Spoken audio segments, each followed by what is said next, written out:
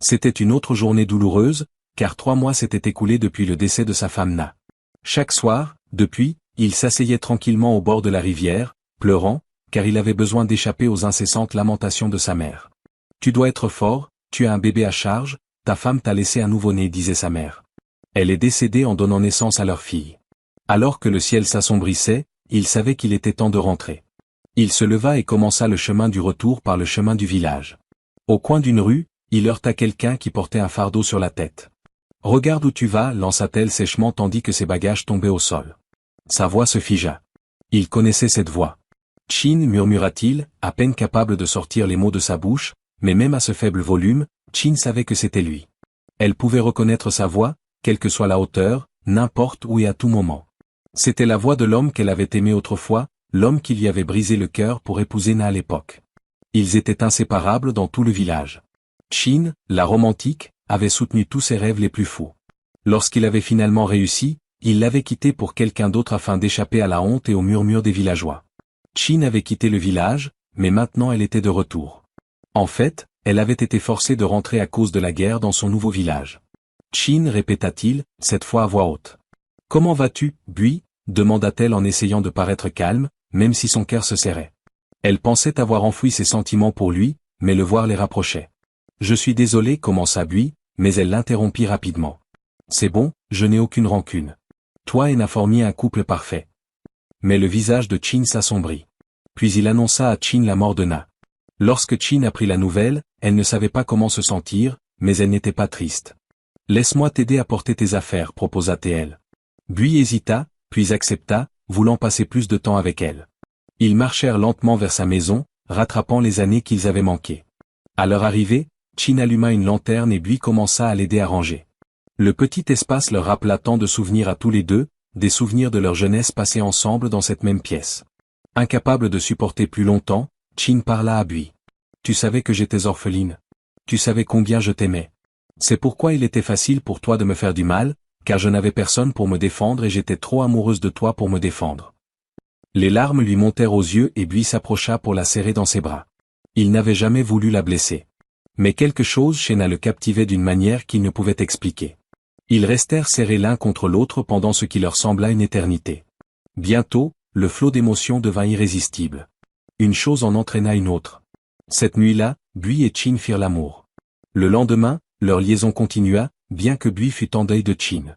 Leur relation le fit revivre, lui rappelant sa jeunesse et son esprit sauvage. Puis, un jour, Chin lui annonça « Je suis enceinte ». Bui, paralysé par leurs nuits fréquentes, laissa son esprit s'emballer. Il n'était pas surprenant qu'il se marie. Après réflexion, je sais que tu seras une épouse merveilleuse et une mère formidable pour Oa. Nous serons une famille de 4 personnes, et qui sait ce que Dieu nous réserve encore. Chin était folle de joie. Après toutes ces années, elle allait enfin épouser l'amour de sa vie. Ils organisèrent rapidement leur mariage, peu après, Bui et Chin devinrent mari et femme. 24 ans plus tard, depuis le mariage de Chin et Bui, beaucoup de choses avaient changé. Oa et Nidi étaient devenues de belles femmes. Chin avait eu une petite fille pour Bui, et Bui la considérait comme une épouse dévouée et une mère aimante pour leurs 2 filles. Mais un événement se produisit qui mit à l'épreuve l'amour qu'elle croyait avoir pour Oa. Un jour, Nidi rentra à la maison avec une nouvelle excitante. Un suitor qu'elle avait rencontré lors d'une cérémonie organisée par le roi avait exprimé son intérêt pour elle. Il avait dit qu'il viendrait avec sa famille dans 2 semaines pour les rencontrer. Son visage rayonnait de bonheur. Chin était ravi à l'idée qu'Indide se marie. En entendant la conversation, Oa se réjouit également pour sa sœur, indifférente au fait qu'Indide pourrait se marier avant elle. Le jour tant attendu arriva et, comme promis, le suitor Double-A arriva avec sa famille. Au milieu de la cérémonie, Oa se joignit à eux pour s'assurer que tout se passe bien, mais lorsqu'elle entra dans la pièce en portant un plateau de nourriture, l'attention de Double-A se détourna immédiatement. Il ne pouvait la quitter des yeux, captivé par sa beauté. « Belle femme, comment t'appelles-tu » demanda Double-A d'une voix admirative. Avant qu'Oa ne puisse répondre, Chin intervint rapidement, « C'est ma fille. »« Oa, va aider ta sœur à se préparer pour sa rencontre » demanda-t-elle, espérant détourner l'attention de Double-A vers Indide. Oa fit ce qu'on lui avait dit, mais le mal était déjà fait. Double-A ne pouvait s'empêcher de penser à elle. Il prit son père à part et dit, « Papa, je ne suis pas intéressé. Je veux Oa. » Son père fronça les sourcils et secoua la tête. « C'est embarrassant. Comment annoncer la nouvelle à sa mère ?» Double-A était arrogant et sûr de lui. « Papa, répondit-il, ils sont riches, mais nous sommes encore plus riches. Elle sera heureuse de nous offrir l'une ou l'autre de ses filles. Son père accepta à contre-cœur. Quand ils revinrent au rassemblement, juste au moment où Nidi allait être présenté à ses futurs beaux-parents, le père d'Oblea les interrompit. Nous ne sommes pas là aujourd'hui pour un did. C'est Oa que nous souhaitons épouser. De surprise, Oa et Nidi, écoutant depuis la pièce d'accent grave côté, étaient tout aussi stupéfaites. Mais Oa ne voulait pas rester les bras croisés. Insultée, elle fit irruption dans la pièce et s'adressa fermement à la famille du Sutor. Je ne souhaite pas épouser votre fils. Il est venu ici pour ma sœur, et maintenant qu'il a changé d'avis, veuillez partir. Ma famille n'acceptera plus ce mariage. La famille du Sutor, voyant le sérieux d'Oa et de Chin, n'eut d'autre choix que de partir. Une fois partie, Chin serra ses filles dans ses bras. Mais intérieurement, elle était en colère. Le souvenir de sa propre trahison refit surface. Comment Bui l'avait quitté pour? Les mots d'Oblea résonnaient sans cesse. Sa belle tête, Ma, comment t'appelles-tu? De nombreuses nuits, elle resta éveillée, incapable de trouver le repos. Chin arpentait sa chambre, les poings serrés, sa haine pour Oa grandissant à chaque fois. Enfin, elle fit le vœu que sa fille ne subirait jamais le même sort qu'elle. Peu importe le prix, pas de son vivant. Un sourire maléfique se dessina sur son visage. Na avait échappé à sa vengeance, mais Oa n'aurait pas cette chance. Elle s'en assurerait maintenant. Tout ce dont elle avait besoin était le plan parfait. 3 mois s'étaient écoulés depuis l'incident et, alors que tout le monde avait avancé, Chin ne pouvait pas. Jour et nuit, elle marchait sans relâche, élaborant son plan machiavélique. Chaque fois que le doute s'insinuait dans son cœur, elle se murmurait, c'est pour Nidi, elle mérite une vie meilleure. Nidi, quant à elle, restait indifférente, restant proche de sa sœur, mais Chin se persuada qu'elle était trop jeune pour comprendre. Un soir, après qu'Oa eut terminé ses leçons de labourage, elle commença son chemin habituel pour rentrer chez elle. Il y avait un chemin solitaire qu'elle empruntait souvent et, en s'en approchant, elle entendit son nom appelé dans les buissons. Surprise, elle se retourna et vit sa mère sortir. « Maman, que fais-tu là ?» demanda-t-elle. Surprise, mon enfant, j'étais en route pour le terrain à Hama. Un acheteur arrive demain, je voulais faire une dernière inspection, répondit Chin. Maman, tu rentreras très tard et il n'y a pas de chemin clair. Il faut traverser les buissons, dit Oa, inquiète. Chin la rassura, ne t'inquiète pas, ça ira. Tu devrais rentrer te reposer. Tu dois être fatigué de tes leçons d'aujourd'hui. Mais Chin connaissait trop bien Oa et, comme prévu, Oa proposa de l'accompagner, refusant de laisser sa mère faire le voyage seule. Elles partirent pour le terrain à Hama. Elles atteignirent finalement le terrain, mais à la surprise d'Oa, il y avait 3 hommes qui inspectaient le terrain. « Qui êtes-vous et que faites-vous ici ?» demanda Chin en s'approchant rapidement. Oa suivit sa mère, effrayée qu'il lui fasse du mal. Mais lorsqu'elles arrivèrent, les hommes l'encerclèrent et l'attrapèrent tandis que Chin s'écarta silencieusement. « Bien, attrapez-la, dit Chin. Oa comprit bientôt ce qui se passait et commença à supplier sa mère. « Maman, qu'est-ce que j'ai fait? S'il te plaît, dis-leur de me laisser partir. » Mais Chin répondit, « Tu te crois si spécial, n'est-ce pas? Je ne te laisserai pas tout gâcher comme ta mère a gâché ma vie. » La terreur emplit le cœur d'Oa tandis que les hommes la traînaient vers une entrée cachée. Derrière d'épais buissons, sous les broussailles, se trouvait une lourde porte en bois, à peine visible sur le sol. L'un des hommes l'ouvrit, révélant un escalier sombre et humide qui descendait dans le sol. « S'il te plaît, maman, ne fais pas ça, supplia Oa, sa voix tremblante alors qu'elle tentait de repousser les hommes, mais Chin resta impassible. Elle regarda sa fille être descendue dans la prison souterraine, un endroit qu'elle avait préparé pour cet instant précis, un endroit dont personne au village ne soupçonnait l'existence.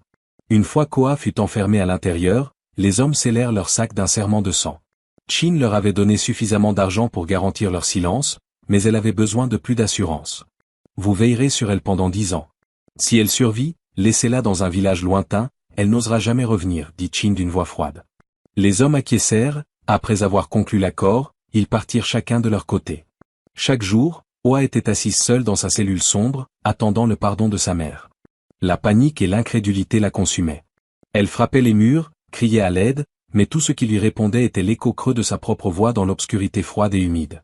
Alors que les jours se transformaient en mois, son espoir d'être secourue s'estompait lentement. Les hommes qui lui apportaient de la nourriture et de l'eau arrivaient en silence, leur visage impassible. Au début, elle les supplia de la laisser partir, mais elle finit par cesser de leur parler. L'air humide affaiblissait son corps et elle maigrissait de jour en jour. Mais elle s'accrochait à la vie. Certaines nuits, elle pleurait jusqu'à s'endormir, pleurant la vie et l'avenir qui lui avaient été volés. D'autres fois, elle brûlait de colère. Colère contre Chin, contre les hommes et contre le monde qui semblait l'avoir oubliée. Chin organisa des recherches en faisant semblant de chercher Oa. Chaque fois qu'il revenait sans nouvelles, elle tombait à terre en gémissant, faussement douloureuse. Elle pleurait amèrement, même en cherchant Oa elle-même, mais ne trouvait aucune trace de sa sœur. Après 1 an, elle finit par accepter la disparition d'Oa, même si elle gardait son souvenir vivant dans son cœur. Se mariant 3 ans après la disparition de sa sœur, elle pleura l'absence d'Oa lorsqu'elle eut ses enfants, au cours des 5e et 7e années d'absence d'Oa.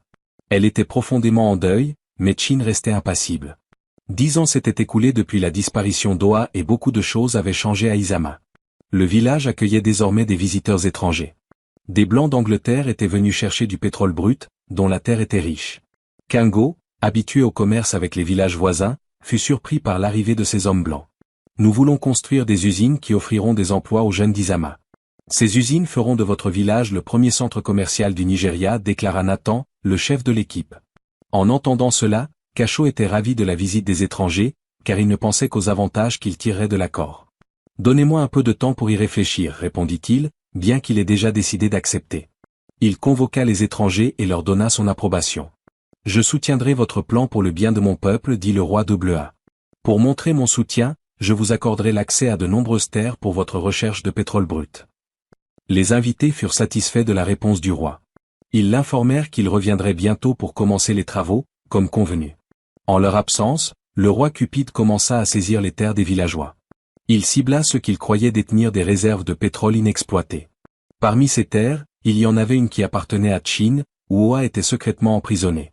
Lorsque Chin apprit la décision du roi, elle paniqua et commença rapidement à planifier le déplacement d'Oa, mais le roi fut plus rapide. Il avait déjà envoyé des gardes pour sécuriser les terres, car il savait que les villageois se rebelleraient. Impuissante, Chin courut au palais pour implorer. Le roi, mon mari est mort. J'ai perdu ma première fille et maintenant vous voulez prendre mes biens, pleura-t-elle, mais le roi l'ignora. Son amour pour la richesse l'emportait sur sa compassion pour son peuple. Chin commença à vivre dans une peur constante. Espérant qu'au moment où Oa serait retrouvée, elle serait déjà morte de faim et de soif. Mais son heure était venue. Il était temps de payer pour ses péchés. 7 jours après la prise de contrôle d'Oa par les gardes, une nouvelle équipe arriva sur place pendant une pause. L'un d'eux se dirigea vers un coin du terrain pour uriner. Le bruit de son urine tombant au sol semblait plus fort que d'habitude. Perplexe, il regarda autour de lui et vit ce qui semblait être des buissons envahissants.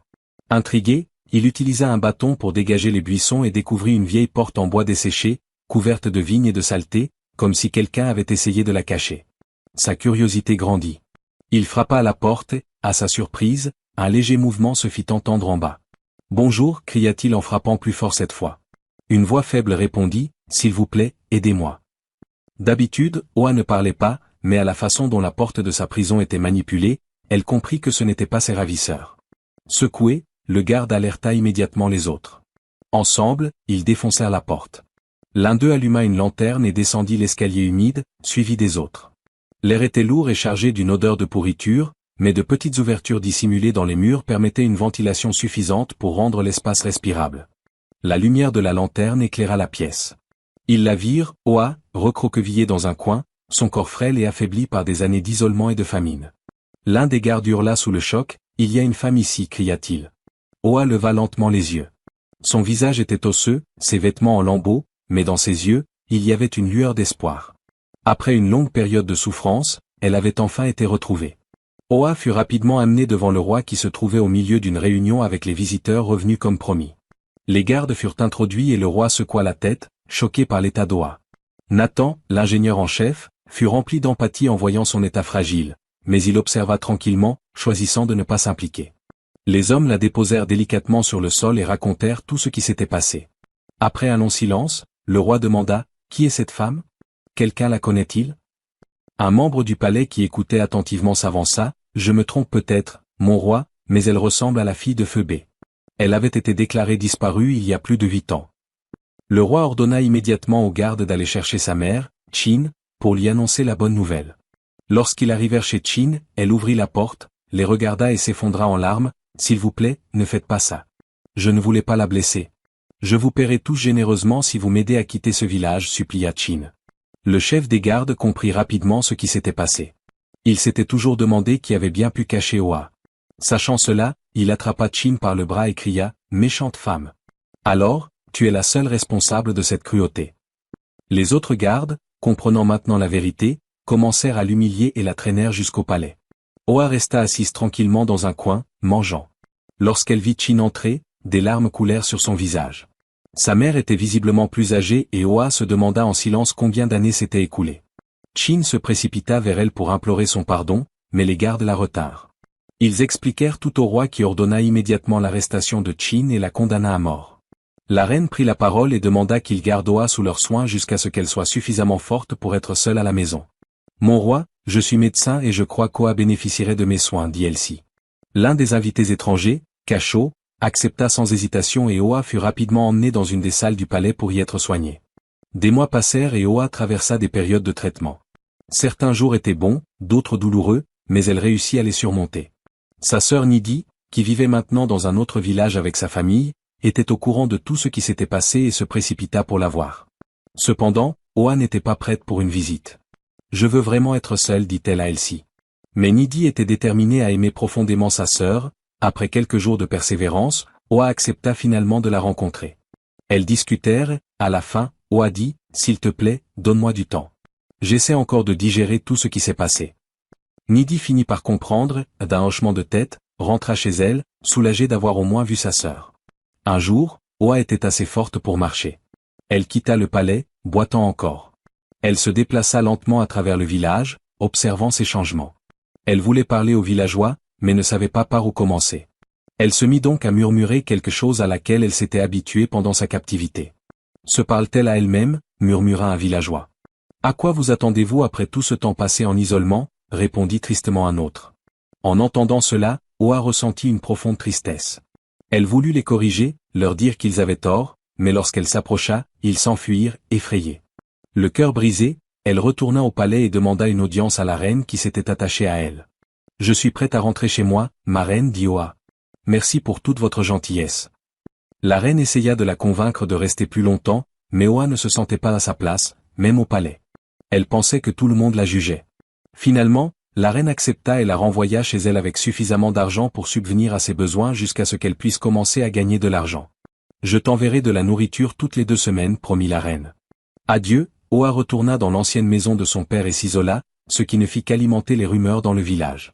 Certains la surnommèrent la folle qui vivait seule dans le complexe abandonné. Les enfants évitaient de passer devant sa maison la nuit, de peur qu'elle ne sorte et ne leur fasse du mal. Malgré tout, la reine tint sa promesse et Elsie alla fréquemment voir Oa pour lui apporter ses médicaments. Mais un jour, Elsie ne put faire le voyage et demanda à Nathan de lui livrer les médicaments sur son chemin vers le site de la promenade. « On ne peut pas manquer la maison, elle est juste avant le virage qui mène aux principaux chantiers, expliqua Elsie. Lorsque Nathan arriva chez Oa, il n'y avait personne dehors. Mais au moment où il s'apprêtait à partir, il entendit quelqu'un rire au fond de la maison. Il cria bonjour, mais il n'y eut aucune réponse. La personne continua de rire, et tandis qu'il s'approchait, la voix chantait de plus en plus fort. Il pensa que c'était Oa et marcha à sa rencontre. Lorsqu'il la vit, elle chantait et faisait des mouvements de main comme si elle orchestrait une chorale. Nathan pensa l'interrompre, mais c'était la première fois qu'il la voyait aussi joyeuse. Il se souvint avoir rendu visite au roi dans ses appartements privés pour discuter de l'usine. Il avait entendu de grands cris.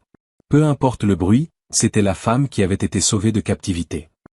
L'herboriste lui massait les jambes pour qu'elle puisse mieux travailler, avait dit le roi lors de son arrivée au palais. Nathan l'avait également vue assise tristement lors de ses fréquentes visites au palais. Il avait voulu l'approcher, mais ne pensait pas qu'elle serait réceptive. Il s'écarta et la regarda diriger sa chorale invisible. Juste au moment où il pensait que c'était la fin, elle se mit à danser en bougeant son corps au rythme de sa musique imaginaire. Nathan décida de partir et de revenir plus tard pour ne pas empiéter sur son intimité. Mais en reculant, il fit tomber une structure, alertant immédiatement Oa. Soudain, elle cria « N'aie pas peur ». Nathan dit pour la rassurer « Elsie m'a demandé de te livrer tes médicaments » mais Oa était toujours aussi perturbée. Elle recula, son esprit s'emballait, elle était sûre qu'il la prenait pour folle comme les autres. Les larmes lui montèrent aux yeux tandis qu'elle s'efforçait d'expliquer que c'était juste une façon de passer le temps. « S'il te plaît, n'écoute pas ce qu'ils disent. Je ne suis pas folle. Je ne suis pas folle, dit-elle doucement. » Évitant son regard, Nathan fit un pas en avant, son expression douce et compréhensive. « Oh, je ne pense pas que tu sois folle, dit-il d'un ton rassurant. On trouve tous des moyens de faire face à ce qu'on a traversé. » Ces mots semblèrent apaiser son malaise, et pour la première fois, Oa sentit que quelqu'un la comprenait vraiment. Il lui tendit les médicaments qu'on lui avait demandé de lui donner et se retourna pour partir. Mais juste au moment où il commençait à s'éloigner, il pensa à rester et lui parler un peu. Elle aurait bien besoin de compagnie. Il se dit qu'il se retournait et jetait un bref coup d'œil à Oa, réfléchissant à ce qu'il pourrait dire pour la réconforter. Vous savez, quand j'étais petit, ma sœur et moi chantions des airs de Hardtune. C'est une chanteuse adorable, alors j'étais toujours entraîné dans ses démonstrations. On faisait semblant de diriger des orchestres dans notre jardin. La musique peut être une sorte de remède pour l'âme. Tu ne crois pas, demanda-t-il. Oa le regarda, un peu surprise par ces mots. Elle ne s'attendait pas à ce que quelqu'un comme Nathan partage quelque chose d'aussi personnel. Elle se détendit un peu. La tension dans son corps se dissipa tandis qu'il parlait. Je suppose que ce que j'essaie de dire, c'est que tu n'as pas besoin de t'expliquer à qui que ce soit. Ce que tu fais, ce n'est pas de la folie. C'est une façon de se sentir vivant. Retrouver la joie après tout ce que tu as traversé. Tu le mérites. Oa cligna des yeux. Son cœur se réchauffa. Elle ne s'attendait pas à une telle gentillesse de sa part. Pendant un bref instant, elle s'autorisa à sourire, ce qu'elle n'avait pas fait depuis longtemps. Nathan sentit qu'elle commençait à s'ouvrir. Il ajouta, peut-être qu'un jour je te rejoindrai, mais je te préviens, je ne suis pas le meilleur danseur. Il rit légèrement, espérant détendre l'atmosphère. Oa rit doucement. Nathan, remarquant ses mouvements, dit, si jamais tu veux parler de musique ou de quoi que ce soit d'autre, je serai là pour toi. Il hocha chaleureusement la tête avant de se tourner pour partir, mais Oa avait d'autres questions. Que faites-vous exactement, vous et votre équipe, dans notre village, demanda-t-elle. Il se tourna vers elle avec enthousiasme et commença à partager ses merveilleux projets pour le village, qui profiteraient aux villageois et à son équipe. Merci de m'avoir contacté, dit-il. La plupart des villageois ne voulaient pas nous parler la première fois que nous sommes venus. Ils étaient amicaux, mais maintenant, ils semblent très distants. Les marcheurs sur les côtés marchent tranquillement. Ils ne nous connaissent presque plus. Oa le regarda, surprise, et dit, eh bien, as-tu pensé que c'est peut-être parce que tu prends leurs terres? Les gens parlent et j'ai entendu des histoires. Le roi nous a donné ces terres pour les projets, répondit-il, perplexe. Oa resta gênée et silencieuse. Immédiatement, Nathan comprit, vous voulez dire que le roi avait pris les terres de force, demanda-t-il, l'inquiétude se faisant sentir dans sa voix. Oa hocha la tête. Beaucoup des terres qu'il a données appartiennent à des familles depuis des générations. Ce n'est pas seulement une question de terre, c'est qui nous sommes. On ne peut pas simplement accepter cela et s'attendre à ce que les gens soient d'accord. Nathan, interloqué par les commentaires d'Oa sur la terre, resta silencieux pendant un moment. En Angleterre, les transactions foncières étaient généralement simples. Si les autorités donnaient leur autorisation, c'était tout ce qui comptait. Mais ici, à Izama, les choses étaient différentes. La terre était sacrée et portait l'histoire, l'identité et les moyens de subsistance des villageois. Je n'en avais aucune idée, dit doucement Nathan. Je pensais que nous étions en train de les aider. Il baissa les yeux vers le sol, ressentant une pointe de culpabilité pour le rôle qu'il avait joué dans la souffrance des villageois. Voyant la tristesse dans ses yeux, Oa décida d'alléger son fardeau. Eh bien, tu devrais probablement retourner au travail. Merci encore d'avoir apporté les médicaments. Dit-elle en les agitant dans les airs. Nathan se tourna pour partir, mais juste avant qu'il ne soit hors de vue, Oa appela, « Attendez, je ne sais même pas votre nom. Comment vous appelez-vous » Il fredonna et sourit. « C'est Nathan. Mademoiselle Oa, je m'appelle Nathan. » Oa rit doucement en s'éloignant, amusée par la façon dont il prononçait son nom. Nathan, répéta-t-elle en riant de son accent. La nuit, alors que Nathan s'endormait, il réfléchit à une solution qui calmerait les villageois dont les terres avaient été confisquées sans mettre le roi en colère. Mais son esprit revenait sans cesse à Oa et à son besoin d'une amie. Je demanderai à Elsie si je peux lui livrer ses médicaments à partir de maintenant, se dit-il avant de finalement s'endormir. Le lendemain matin, Nathan alla voir Elsie et lui proposa son idée. Elle acquiesça avec un sourire, remarquant l'empressement de Nathan et réalisant qu'il essayait de nouer une amitié avec Oa. Les jours se transformèrent en semaines et Nathan rendit assidûment visite à Oa tous les matins pour sa livraison. Il partait volontairement tôt pour avoir le temps de discuter avant de partir au travail. À chaque fois, Oa sentait son monde s'éclaircir. Elle était tellement habituée au silence, à la solitude et au sentiment d'être oubliée, mais Nathan était différent. Il ne la traitait jamais comme si elle était brisée ou en colère. Il se contentait d'être présent, de lui demander comment elle allait et de l'écouter sincèrement. Nathan ne la poussait pas à parler de son passé et ne lui offrait pas de faux réconfort. Il était juste là, stable, fiable et toujours gentil. Lorsqu'il arrivait très tôt, il cuisinait et partageait un repas. Je pourrais peut-être revenir plus tard ce soir et nous pourrions faire une promenade ensemble, suggéra-t-il lors d'une de ses fréquentes visites. Mais le visage d'Oa changea.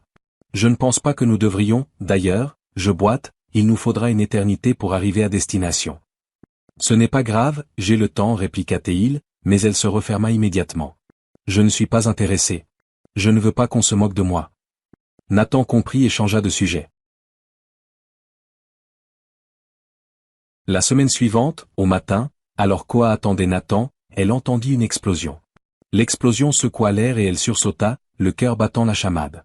Elle se précipita à la fenêtre et vit les villageois courir vers les terres où les ouvriers étaient allés. Le bruit, la fumée, quelque chose n'allait pas. Ses pensées se tournèrent immédiatement vers Nathan, se demandant s'il allait bien. Sans hésitation, Oa attrapa son écharpe et se précipita dehors. Son boitement la ralentit, mais elle était déterminée à savoir s'il allait bien.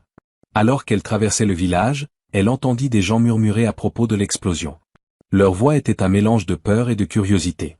Certains la regardèrent fixement, chuchotant, « N'est-ce pas cette folle ?» Mais elle s'en fichait. Tout ce à quoi elle pensait était « Nathan ». Lorsqu'elle atteignit le chantier, elle vit la foule rassemblée près du bord des champs. Ses yeux balayèrent la zone et elle l'aperçut debout près de la fumée, parlant à l'un des ingénieurs. Le soulagement la submergea. Sans réfléchir, elle se dirigea vers lui, ignorant les murmures des villageois. Quand elle l'atteignit, elle le prit dans ses bras et le serra fort. « Nathan, dit-elle d'une voix tremblante, j'ai cru qu'il t'était arrivé quelque chose. » Surpris par la soudaineté, il la serra doucement dans ses bras. « Je vais bien, Oa, murmura-t-il, c'était juste une explosion contrôlée. » Les villageois qui regardaient de loin commencèrent à murmurer plus fort, surpris par l'audace d'Oa et la douce réponse de Nathan.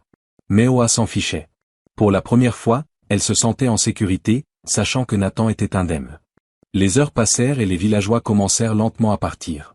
Nathan installa Oa sous une tente et finit par la rejoindre. « Merci d'être venu, cela me touche beaucoup, dit Nathan avec gratitude. « Es-tu sûr que tu vas bien ?» demanda-t-elle d'une voix inquiète. « Que s'est-il passé exactement ?» Nathan sourit et jeta un coup d'œil autour de lui, comme pour s'assurer que personne n'écoutait. « D'accord, j'ai une confession à te faire et je te fais confiance, garde ça entre nous, commença Nathan. Oa hocha la tête en signe d'accord.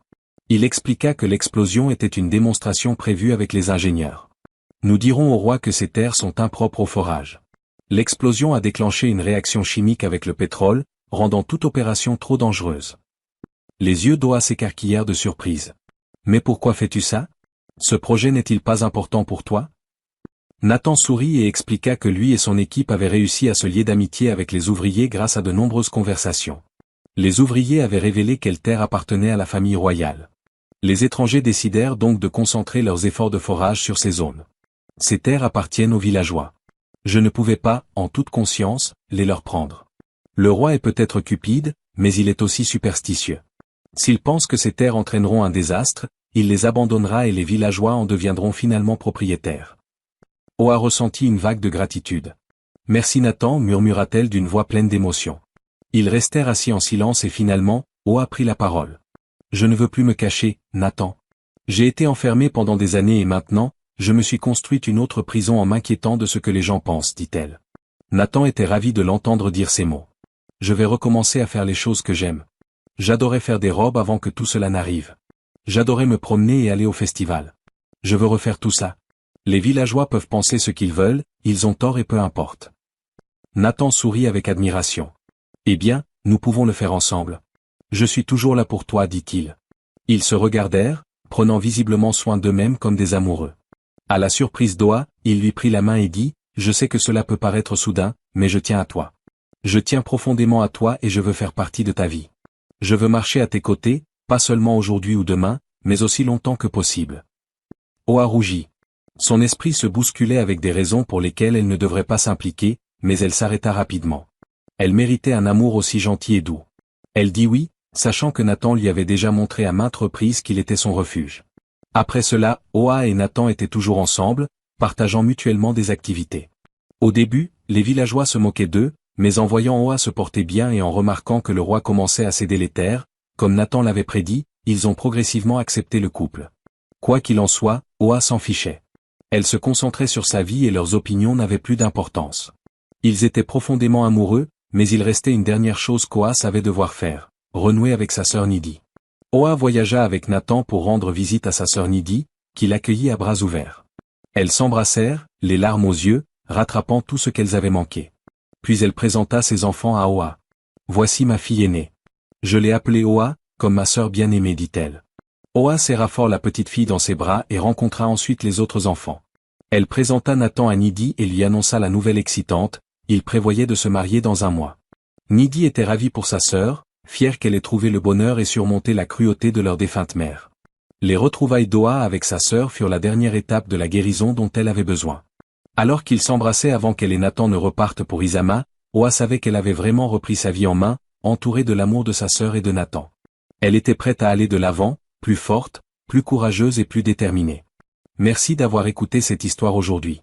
Je voudrais dire rapidement que la vraie liberté vient lorsque nous nous libérons des chaînes, tant physiques qu'émotionnelles, qui nous lient.